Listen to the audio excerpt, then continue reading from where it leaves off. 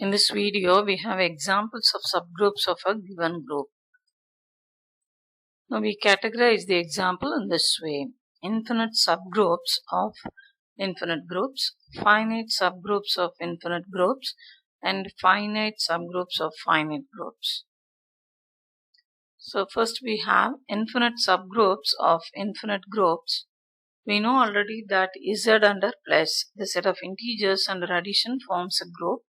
The set of rational numbers forms a group under addition. The set of real numbers forms a group under addition, and the set of complex numbers form a group under addition. Now first we will see the subgroups of these four subgroups.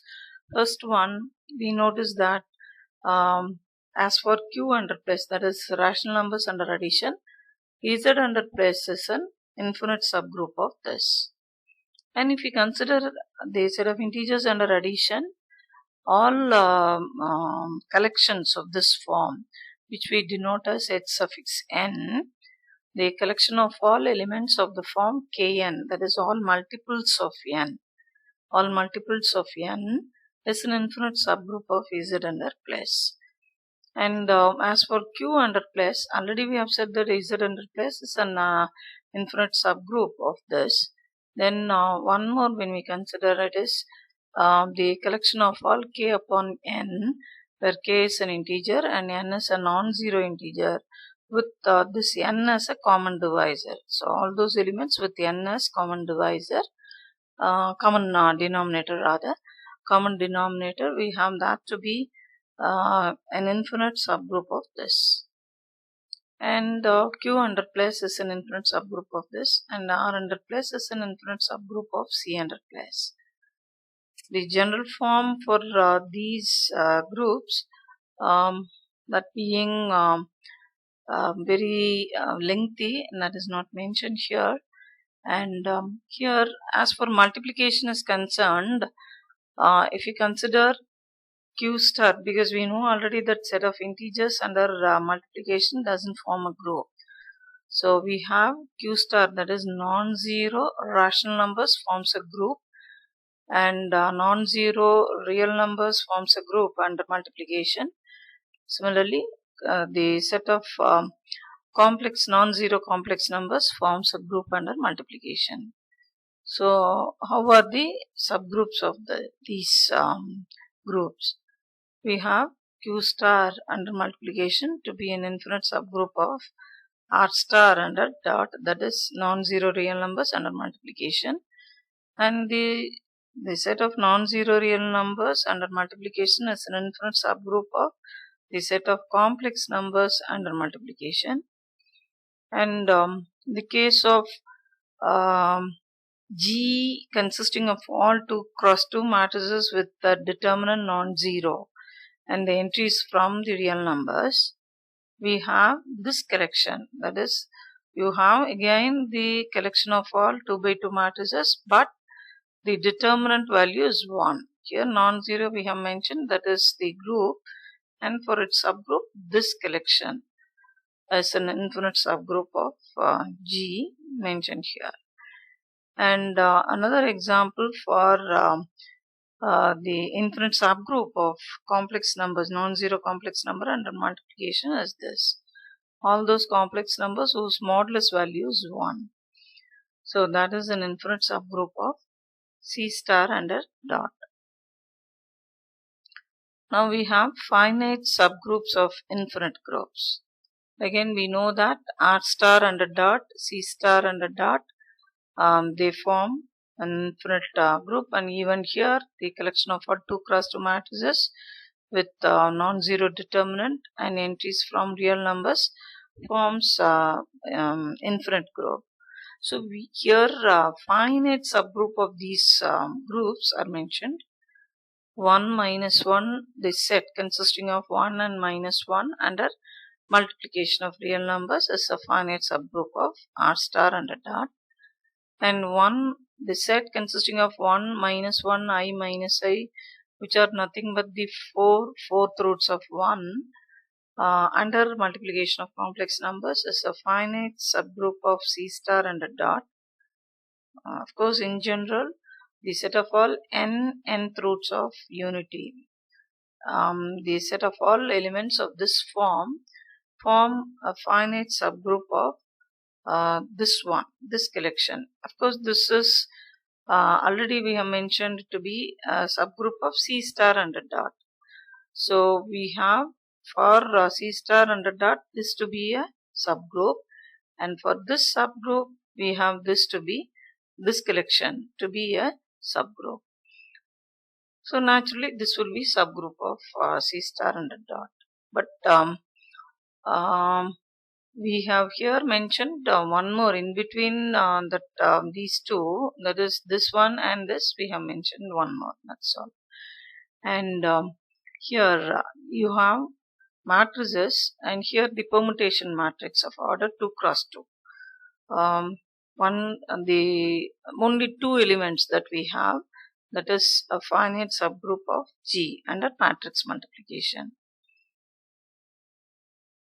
Then finite subgroups of finite groups. So for symmetric group, then for we have dihedral group, and for quaternion group. We are going to mention the subgroups of all these three groups. We have S3 to be this set consisting of epsilon alpha beta gamma delta theta. Epsilon alpha beta gamma delta theta, they stand for these mappings.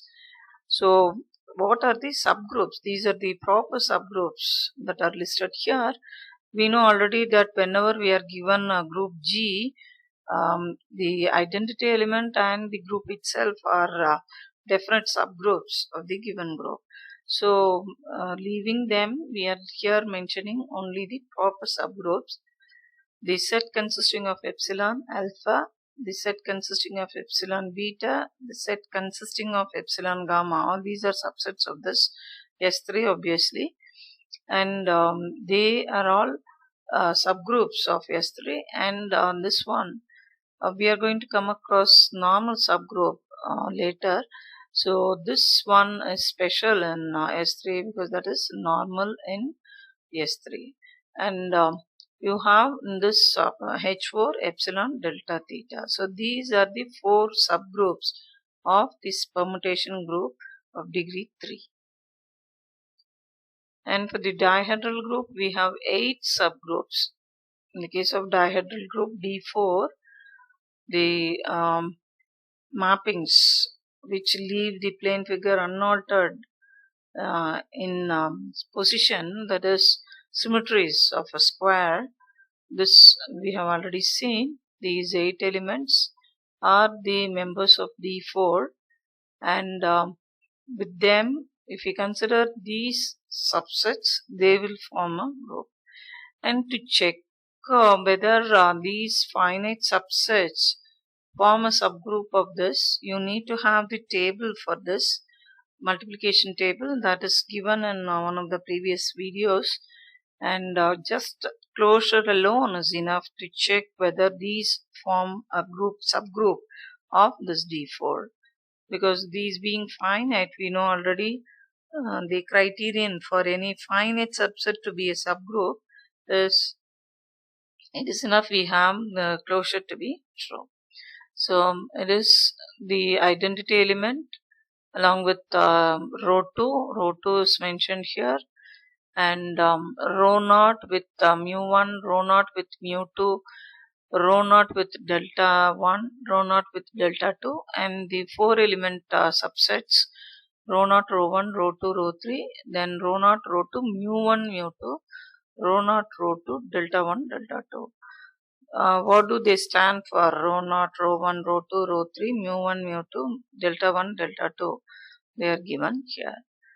So we must be familiar with these 8 subgroups of D4. These are proper subgroups.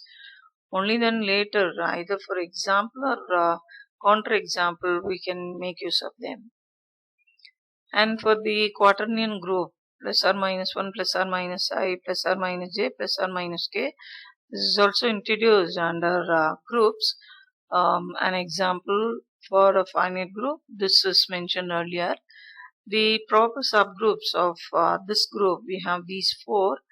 Just the set consisting of plus or minus 1, the set with plus 1, minus 1, plus I, minus I, and similarly the set with these four elements plus or minus 1, plus or minus j, and you have just two brackets, should not be there.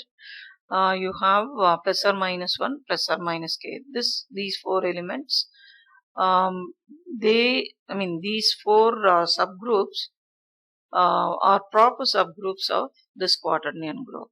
So again, we know already that this is non-abelian group. This is a non-abelian group, whereas these are all the abelian subgroups of this non-abelian group.